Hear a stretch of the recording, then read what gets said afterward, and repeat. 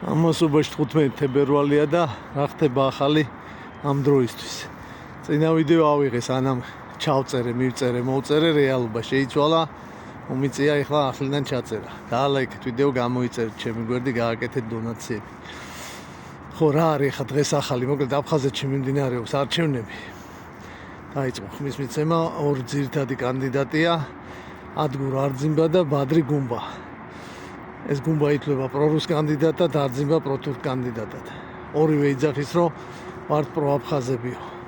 სამწუხაროდ არც ერთი არ არის პროქართული. ხო, და არ არის აფხაზეთში პროქართული პოლიტიკური ძალები. ქართველებთან ურთიერთობების აღდგენა რაღაც მოლაპარაკები და ის საერთოდ არ დგას მაგათ დღის წესრიგში. ხო, მე ვფიქრობ, რომ რაღაც შეხლა შემოხლა და ჭუბებიც იქნება ამ არჩევნებზე. შეიძლება სროლამდეც მივიდეს საქმე და საღამოსკენ თუ წამოვა რამე ინფო მოყვები. კიდე რა არის საინტერესო, ახლა მშვენიერი ამინდია, შაბათი დღეა და აკაცუკოების აქციები არის დაგეგმილი და ალბათ საკმაოდ მრავალრიცხოვანიც იქნება სხვადასხვა ლოკაციებზე და ხო, შეცვლილი ვითარებიდან გამომდინარე ვფიქრობ, რომ ეს აქციები არ შეწყდება, პირიქით გაძლიერდება. ეხლა რატო ვფიქრობ ესე?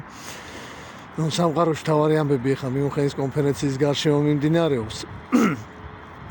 გუშინ ვიცე-პრეზიდენტმა ჯეი-დი ვენსმა ევროპელებს დემოკრატიის შესახებ ლექცია ჩაუტარა, აღნიშნა ევროპული დემოკრატიის უკუსლა და რაღაც მონახაზიც გაუკეთა ევროპელებს, რა უნდა შეცვალონ იმისთვის, რომ ევროპა ისევ ძველი ევროპა გახდეს და ის საერთო ღირებულებები, რაც ამერიკას და ევროპას აერთიანებს, კვლავ ისეთ მთავარი მათ დარჩეს.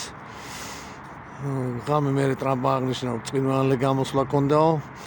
სხვათა შორის ტრამპს ჩაეკითხენ, რუსეთ-უკრაინის ომი ვისი ბრალიაო, ვინ დაიწყო, მაგრამ არ გასცა პასუხი პირდაპირ.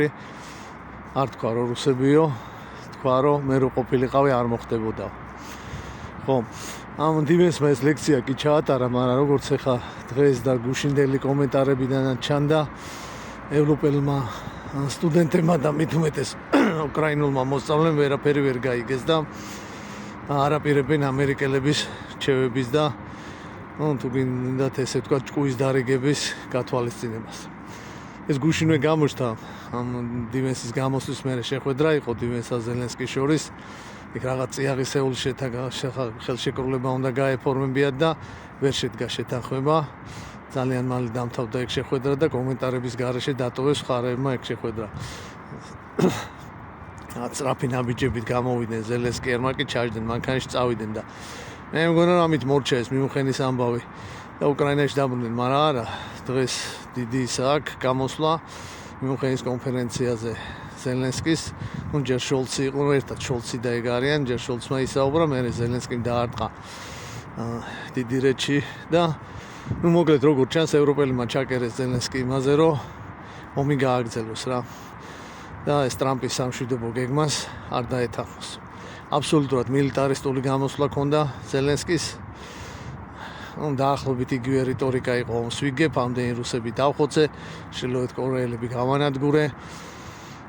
ხო, და მზათვარ კიდე ვიამოღონ ევროპამ კიდე უფრო მეტად უნდა დამეხმაროსო, დრო მოვიდაო, რომ შეიქმნას ევროპის შეიარაღებული ძალებიო და მგონი მთავარსარდლობა ზელენსკის უნდა ეგრე გამოვიდა. მე ვიქნები სარდალიო რა. და ვიამოთ და ჩვენ გავიმარჯვებთ და ესეთი რიტორიკა იყო და დაბრაში აპლოდისმენტები. ხო, იქ შოლციც მაგაზია და მოკლედ რა ამერიკის გარეშეც გავალთ ფონს ეგრე გამოვიდათ რა. ნახოთ. ხო, ასე რომ კიდე დიდხანს მოგიწევთ ჩემი მოსმენა. ომი გრძელდება, ომის პარტია ძლიერია და არაპირებს თავისი კურსის შეცვლას.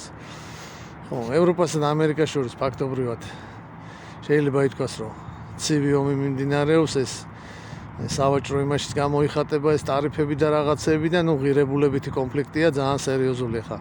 ტრამპის კონსერვატორული ამერიკა და მეორე მხრიდან ულტრალიბერალური მიხაილ როთების და ბრიუსელის ჩინოვნიკების ევროპა.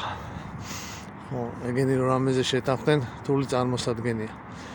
ხო, საბოლოო სხვათა შორის მე ვფიქრობ, რომ ყველაფერი შეიძლება იქამდეც მივიდეს, რომ ნატო დაიშალოს. იმ ფორმით აღარ იარსებობს როგორც დღესაც. შეიძლება ამერიკელები საერთოდ გავიდნენ რა. უნდა ნუ ევროპელები შექმნიან ევროპულ ნატოს თავიანთ შეიარაღებულ ძალებს, არ ვიცი იარაღს და ჯარისკაცებს საიდან მოიყვანენ. ხო, ნუ ჯარისკაცებით ალბათ უკრაინელები მოამარაგებენ. ხო, და ნუ როგორც ჩანს კიდევ უფრო დიდ ომს აპირებენ რუსებთან. ხო, ჩვენზეც ეს ცუდად აისახება იმ თვალსაზრისით, რომ სანამ ეს ომი იქნება, სულ იქნება მცდელობები ჩვენთან სიტუაციის არევის და მილიტარისტული ძალების ხელისუფლებაში მოყვანის, რომ რაღაცა ფორმით მე ჩვენც ჩავერთოთ ამ ომში. ხო, აი ეს არის რის თქმაც მინდოდა.